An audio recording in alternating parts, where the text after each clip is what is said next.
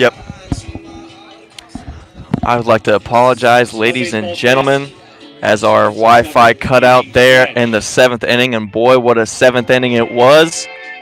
As the Xenia Scouts scored 3 runs in the top half of the 7th, and I'll tell you how it happened. Graham Welch took a walk to lead off the inning, stole second, then a pickoff move over to Welch at second, went out in the center field, so a throwing error by the pitcher, Micah Allen, and Welch ran to third, and as he was running to third, the center fielder, Travis Janes, overthrew the third baseman, and it went out of play, so Graham Welch on 2 errors was able to score.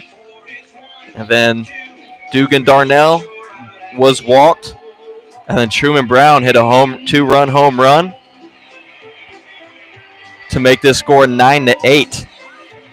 Then Truman Brown hit a 2-run home run to make this score 9-8.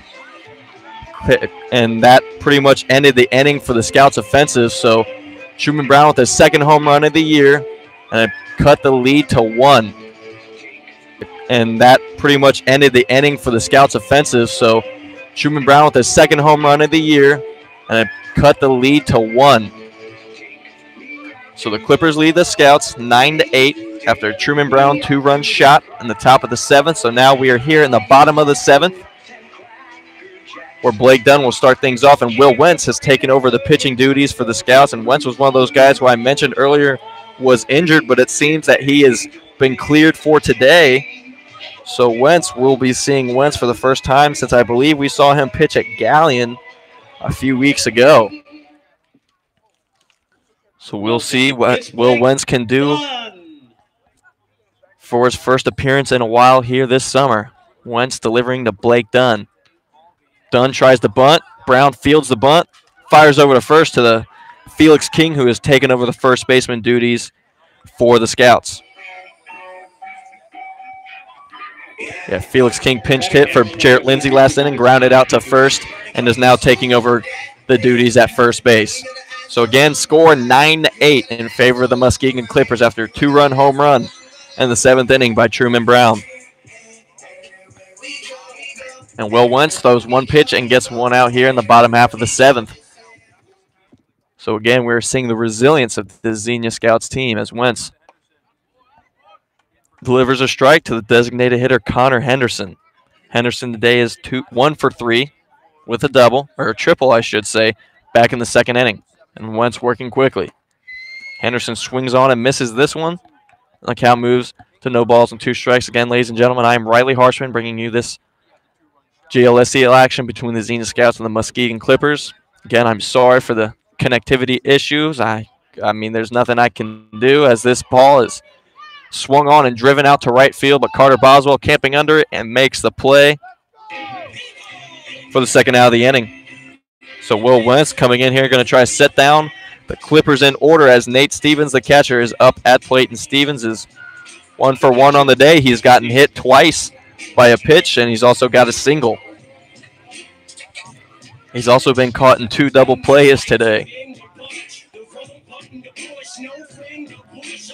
So Will Wentz waiting for him to get in the batter's box and does not waste any time throwing the first pitch, a curveball, missing on the outside part of the plate. So count is now 1 ball and no strikes to Nate Stevens. Wentz almost hit Stevens with that pitch. That pitch nearly hitting the shoulder of Stevens. So count is now 2 balls and no strikes. Will Wentz from Kankakee Community College. Will Wentz goes to Kankakee Community College for his college ball.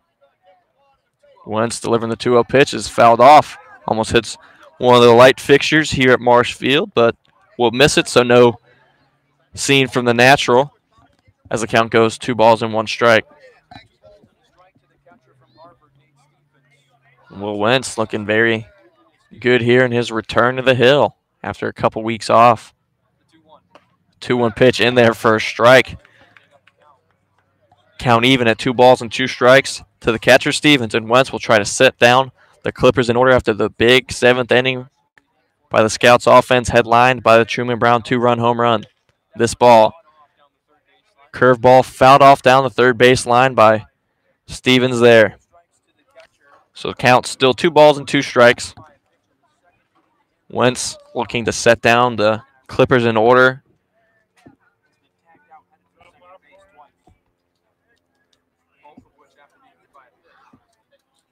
Again, score 9-8 in favor of Muskegon, but the Scouts are on the rise as Wentz delivers a 2-2 pitch. This is fouled off once again by the catcher, Stevens. So Stevens not making it easy to go down here. The lights are on and out here at Marsh Field as the sun has set. It is gone from the sky, but we are not quite dark yet, but we need those lights to see the baseball, as do the umpires.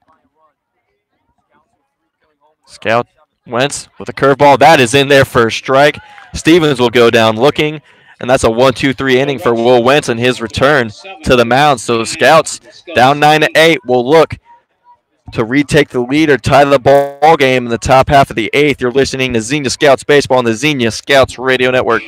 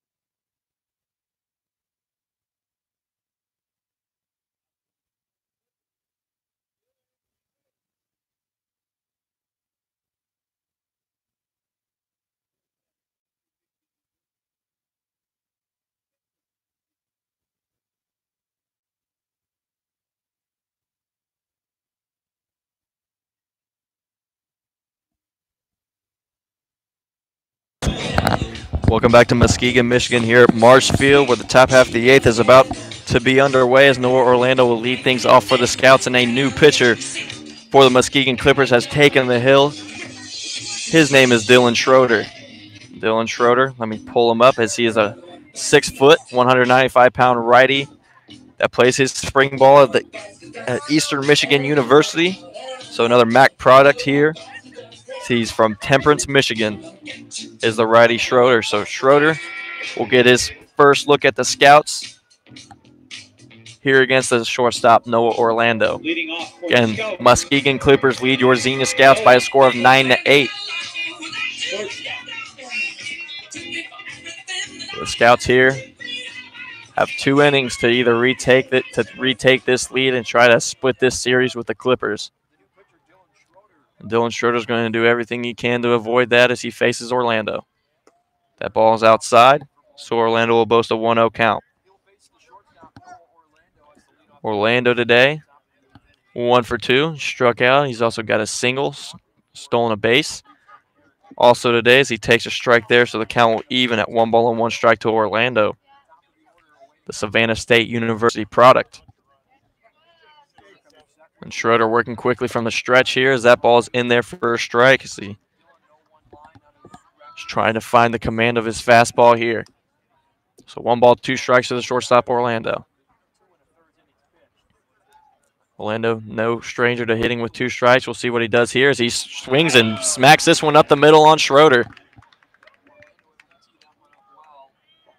So Schroeder left that one a bit high, and Orlando smacked it out to center on a line drive. So the first batter of the inning will find his way to first. And Orlando is a big stolen base threat. As I mentioned, he's already got 1 on the day, so Schroeder's going to be keeping a close eye on him as Cam Murray, the left fielder, is up for the Scouts now. And Murray on the day is 1 for 4, hit a single back in the third. He, coming into this game, was leading the Scouts in batting average. So Cam Murray awaits a pitch from Schroeder, shows bunt, but almost gets hit by the pitch there, so he pulls back. So count 1-0 to Cam Murray as he has Noah Orlando over there at first base. Orlando representing the tying run here in the 8th. Schroeder firing as time was called. So Murray was able to call time before that pitch was thrown there. So That was a waste pitch by Schroeder. So count still 1 ball, no strikes to the left fielder Murray. Lights shining bright, score 9-8 in favor of the Clippers, but Scouts with another comeback. So that ball's in there for a strike, so count now even at 1 ball and 1 strike. But again, this Scouts team had a 9-4 deficit back in the 5th inning and have scored the last 4 runs unanswered. 1-1 pitch is in there for a strike to Murray, so Murray will be down in the hole here once again. The count is 1 ball and 2 strikes to the Youngstown State Penguin. Schroeder set, checks Orlando at first, and Murray swinging and missing that one there. So 1 out here in the top of the 8th. Up now, the right fielder, Carter Boswell. And Boswell, 0 for 3 with 3 strikeouts on the day. Would like to turn that day around right here. And what a chance he has. Top of the 8th. He represents the leading run, or the go-ahead run for the Scouts. That first pitch from Schroeder slides out of the zone for a ball to Boswell.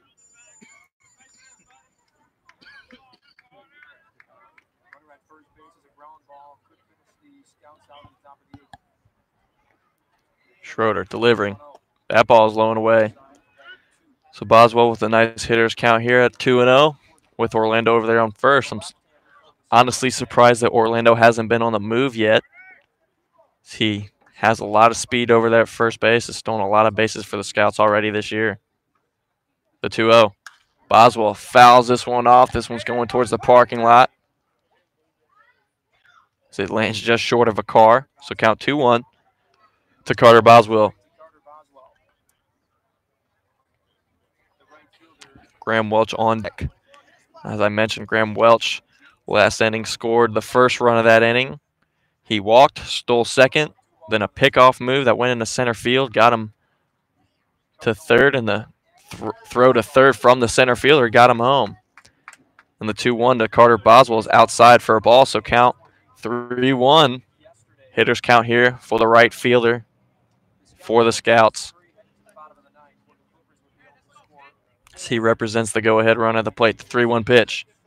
Boswell fouls this one off, and this is going towards the bleachers. So the count will go full to Carter Boswell. He represents the go-ahead run at the plate, the 3-1 pitch. Boswell fouls this one off, and this is going towards the bleachers. So the count will go full to Carter Boswell. We got 1 out here in the top half of the 8th. And Dylan Schroeder in his first inning of work here, after Micah Allen had 2 innings in relief and gave up 4 runs in those 2 innings.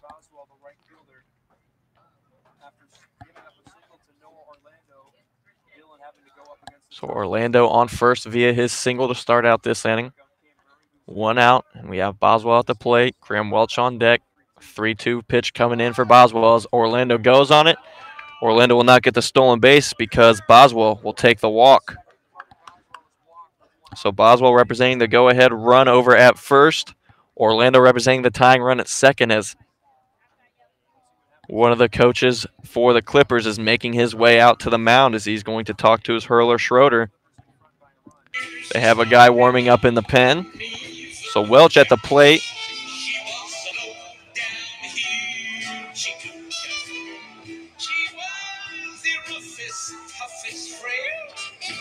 Boswell on first via his walk, and Orlando on second. As the Scouts with another comeback attempt here will look to finish this one, as they had a lead last night and squandered it in the 9th inning. We've seen so much resiliency from this team. They've forgotten about that loss and are looking to get the win today after coming from behind. Still have a little more work to do.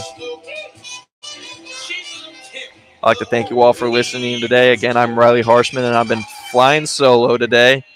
And I flew solo all day yesterday. I believe my partner, Charlie Danis, will rejoin me back in Xenia. And I've been flying solo today. And I flew solo all day yesterday. I believe my partner, Charlie Danis, will rejoin me back in Xenia tomorrow. And that meeting at the mound between the minds culminates. And we'll get back to some baseball as Welch is taking over that left-handed batter's box. And he will face Schroeder, the righty. Welch lays down a bunt. Catcher not going to throw over to third. He's going to get Welch out at first. So Welch with the sacrifice bunt there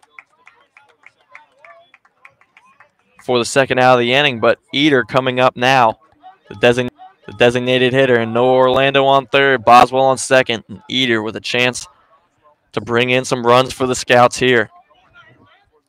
And Eder, his last at bat, he struck out, but before he struck out, we were cut off from that's when our connectivity issues started in that inning. And Eder had a foul ball home run, but that doesn't really count for anything. But Eder displayed his power on that, and the first pitch to Eder is called a strike. Yeah, right before Eder struck out, he drove a ball that almost was a home run, just kept fading and fading out in the foul territory. So Eder with the 0-1 here.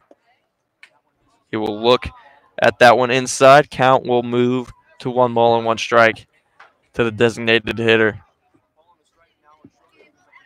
He will look at that one inside. Count will move to the designated hitter.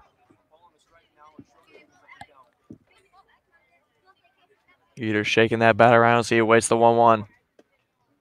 That ball is inside as well. So count is now 2-1 strike to the designated hitter, Eder. Indiana Wesleyan University product. I actually learned recently that a lot of the Scouts teammates call Eder Dad because he is married, and I guess he shows a lot of maturity. 3-1 strike to Caleb Eder, a.k.a. Dad of the Xenia Scouts. So with a nice hitter's count here, Eder would love to put the bat on the ball and drive it somewhere. That ball is inside, so Eder will walk. Bases are now juiced, filled with Scouts as Duke and Darnell makes his way to the plate. And Walt Gokowski looks like he's about to take out his hurler in favor of another righty. Looks like Chandler Chambers is also getting ready to pinch run for Eder. Eder, as Chambers stretches right by the dugout. So new pitcher. I'll give you the information on that new pitcher, and Caleb Eder will be replaced at first base by pinch runner Chambers. So we're going to take a quick break. Don't go anywhere. You're listening to Xenia Scouts Baseball on the Xenia Scouts Radio Network.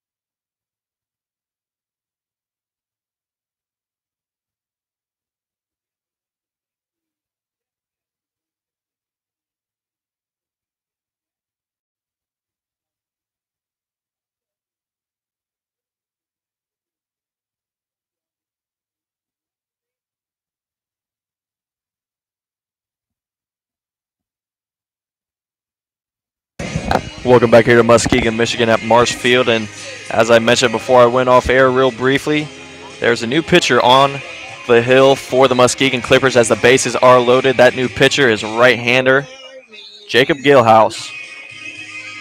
6'1", 205 pounds.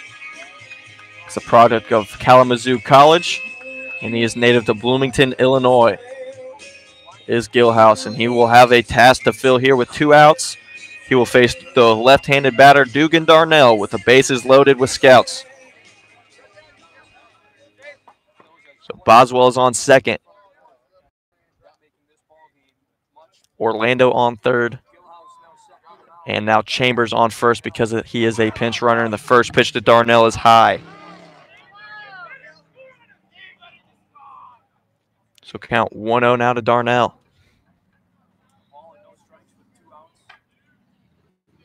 Galehouse with the delivery. Darnell pops up to left field. And the left fielder is able to corral that catch, so no runs.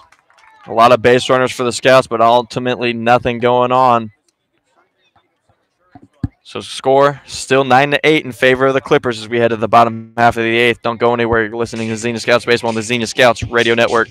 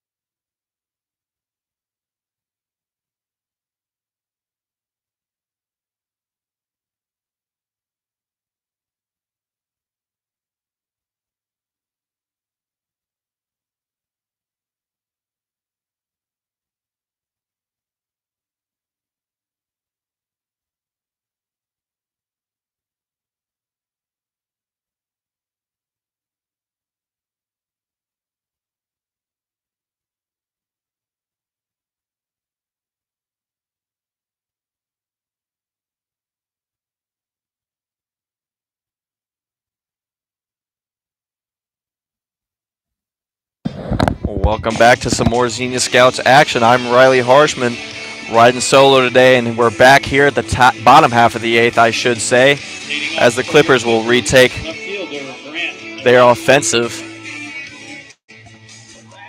Starting things out is the left fielder Brant Nowoski, and now the Scouts have made a pitching change after Will Wentz set down the Clippers in order last inning. Ryan Moeller, the lefty, will look to do the same this inning. Moeller, product of Grinnell College. The lefty, we've seen him start a lot. This is one of the first times we're seeing him come from the pen. And that pitch is in there for a strike for Moeller. Moeller has experienced some control issues,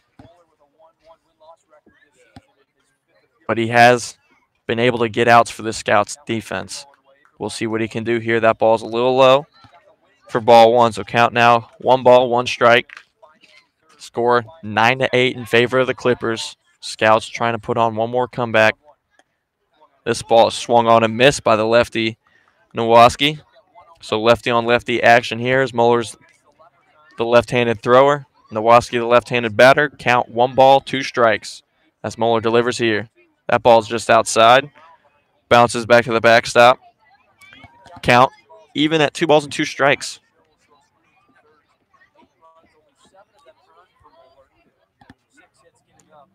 Moeller coming set up at the hill, gets his sign and begins the windup. That ball's in there for strike 3. Nowoski's going to be caught looking at it, and that'll be the first out of the inning for the Scouts.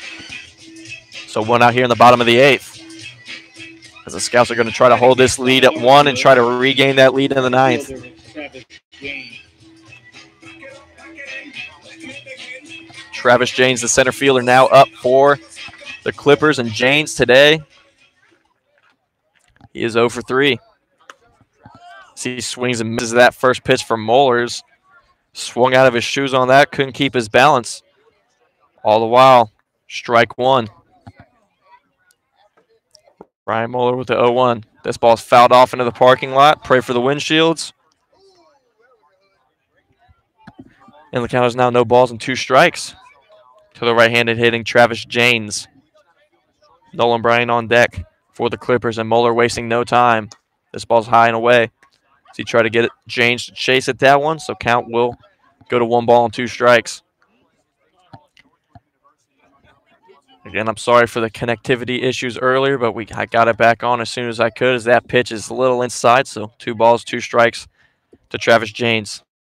We experienced some connectivity issues there in the 7th, and that was a bad inning for you all to miss because it was a great inning as Truman Brown capped it off with a 2-run homer and brought the Scouts within 1 as this ball is skied up into center field. Graham Welch camping under it, makes the grab out in deep center field for the 2nd out of the inning. Nolan Bryant, the second baseman, on his way to the plate, and he is 1 for 3 on the day. He's scored twice. Has a left-handed batter as he's about to face the left-handed pitching Moeller.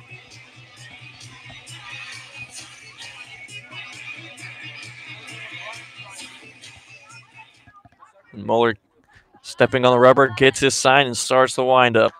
This ball fouled off. Darnell trying to make a play on it, and it will drop behind the Scouts bullpen for strike number 1 to the second baseman, Bryant.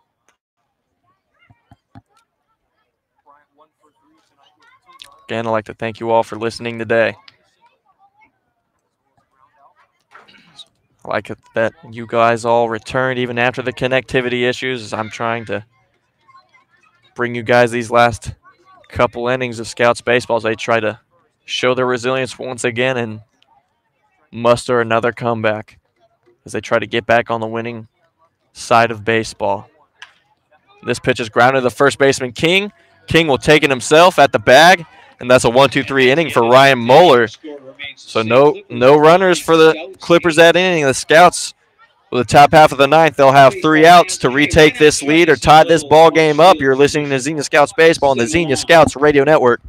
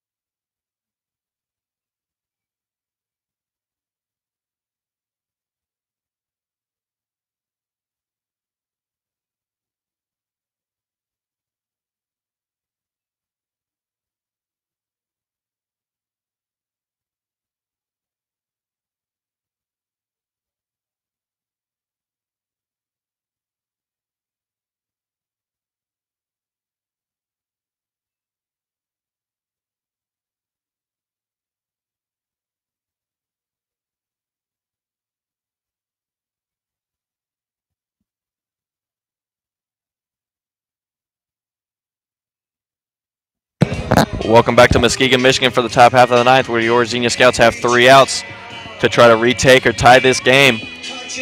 And a new pitcher on the hill for the Muskegon Clippers. It is the formerly right fielder Blake Dunn. Mason Stipes has made his way into the game. He is at short. Jimmy Roche, who was at short, has moved to third. And Nolan Brimberry, who was at third, has moved to right. So Blake Dunn on the hill, and he will face Truman Brown, who had that home run in the 7th. Brown will foul this one off for strike 1.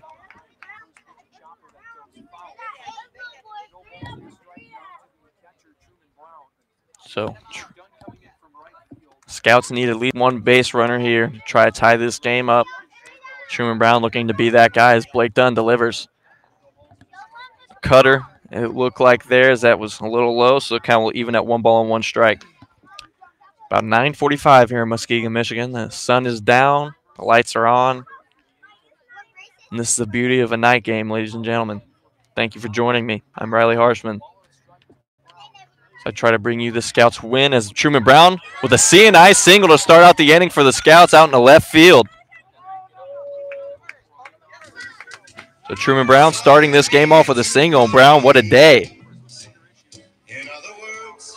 King pinched hit for Jarrett Lindsay back in the 7th, and it was a ground out to the first baseman. But King last night had a 2-run blast. Late in that game as well as King hit that home run in the top of the 8th. And now he bats here in the top of the 9th with another big situation. We'll see what Felix King can do. The Masters College product as we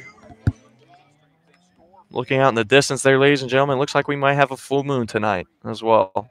So we'll see if the Scouts can have some magic from that full moon. As Felix King with a check swing on that high pitch. But I think he went all the way around, so that is strike 1 to Felix King.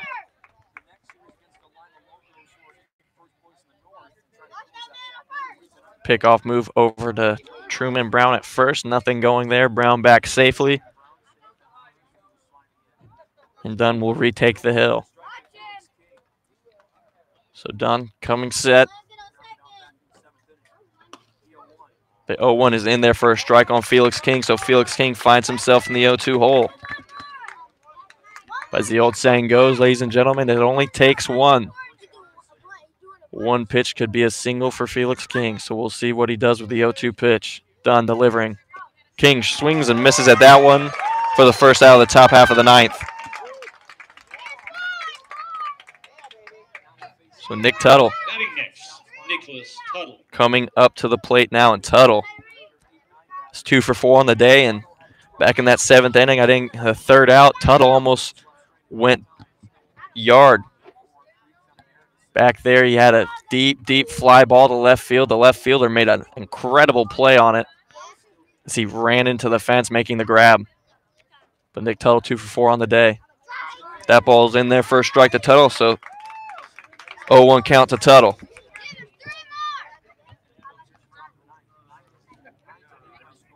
Tuttle, I think, will take the batting average lead for the Xenia Scouts this year, as he was batting .400 going into this game, and it's 2 for 4 today, so that average is going up. And the man who was in the lead was Cam Murray, and he is 1 for 5 on the day. So I'm not a math wizard, but I can do that later, and we will have those stats updated. As Tuttle bunts this one down the third base line. It's going to be a tough play, and that's a single.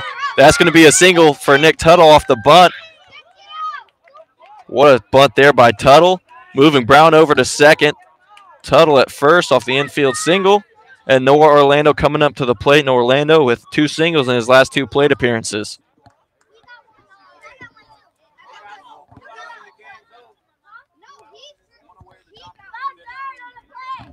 So the go-ahead run represented by Tuttle at first. Brown is at second, and the catcher Stevens is going to go talk to his hurler. Pressure mounting here, only 1 out in the top half of the 9th. All right, Clipper fans, a little support here. Murray on deck, Orlando up at the plate, Truman Brown at second, and Nick Tuttle over at first. Tuttle has a lot of...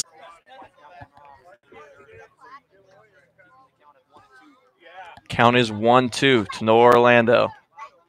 Again, we were just experiencing some connectivity issues, but I seem to have fixed it for the time being. We'll see what happens, but 1-2 count to Orlando.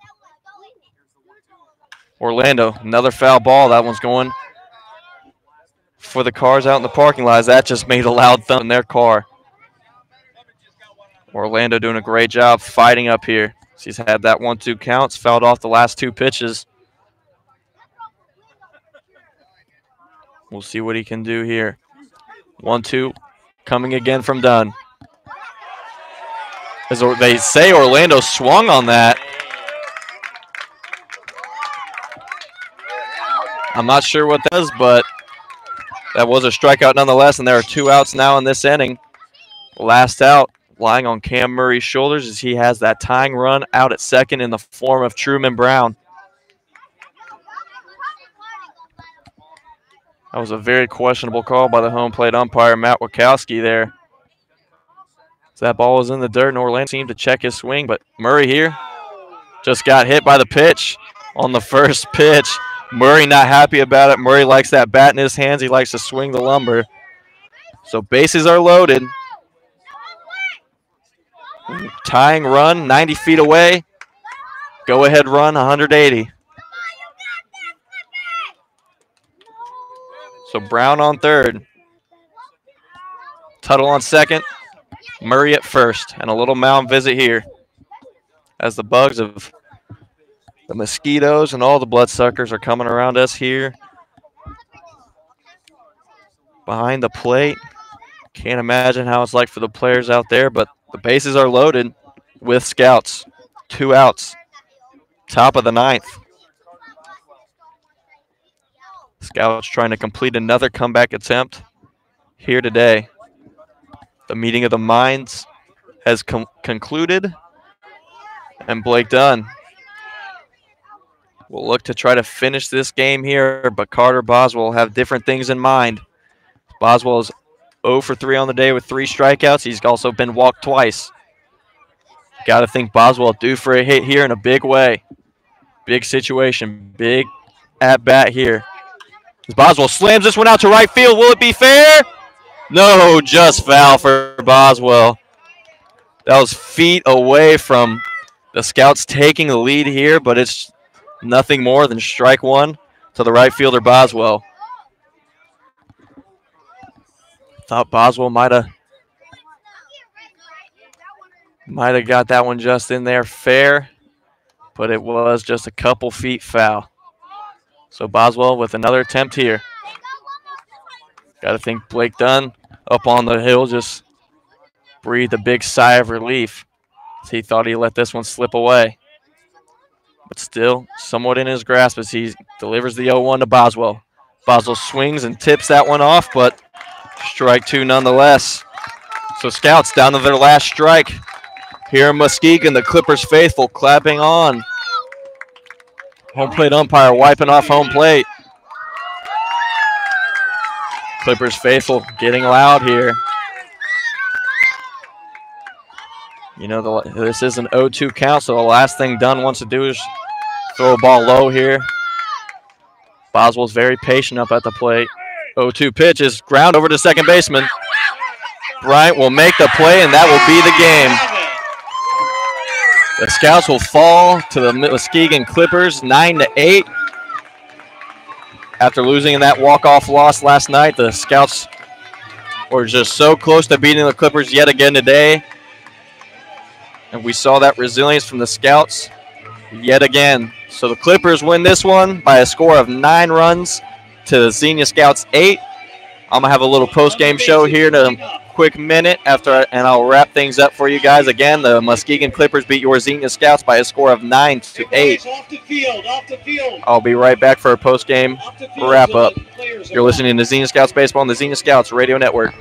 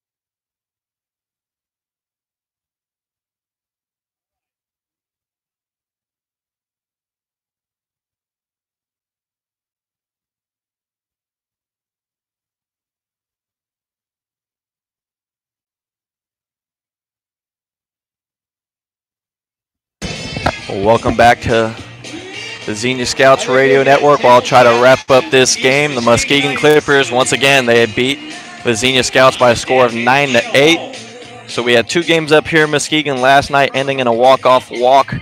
Final score was 7-6, and tonight, final score is 9-8. The Scouts have shown some great resilience this season. They showed it again tonight as they were down by a score of 9-4 in the 5th inning. Scored 4 unanswered runs, but couldn't get those last couple to cross the plate. They had chances. That tying run was only 90 feet away there in the 9th in the form of Truman Brown, but the Scouts, again, they've shown their resilience this summer. This is a team that doesn't quit. This is a team that plays for each other, and they have a lot to look forward to. They've been in pretty much almost every game this year with the exception for that 24-9 loss against the Locos and that other loss to the Galleon Graders. The Scouts have been in every game this year, so a lot of good things still, a lot of positive for this Scouts team. Truman Brown had a great day. He's been struggling recently, but he went 3 for 5. Had that 2-run homer in the 7th. The Scouts have just been a great team late in games. They've been a good offensive team. They get on base. They see a lot of pitches. There's a lot of good things from this Scouts team. So even though they have fallen to 6-8 on the year, there's still a lot to look forward to in this Scouts team. They've been hitting the hardest part of their schedule as of late. They still have to face the Cincinnati Steam, who lead the South Division. But the Scouts, they're going to face the Richmond Jazz, who have just lost a few straight. So we will see. They will face as I said, the Scouts will face the Jazz tomorrow at Grady's Field. Ladies and gentlemen, we have a 6-hour drive home, probably more than that. So wish us luck and traveling safely. Again, I'm Riley Harshman. And the final score again here in Muskegon, Michigan at Marsh Field. Clippers 9, Scouts 8. And we'll be back again in action against the Jazz tomorrow at Grady's Field. I'd like to thank you guys for listening again. I'm Riley Harshman, and you're listening to the Xenia Scouts Baseball on the Xenia Scouts Radio Network.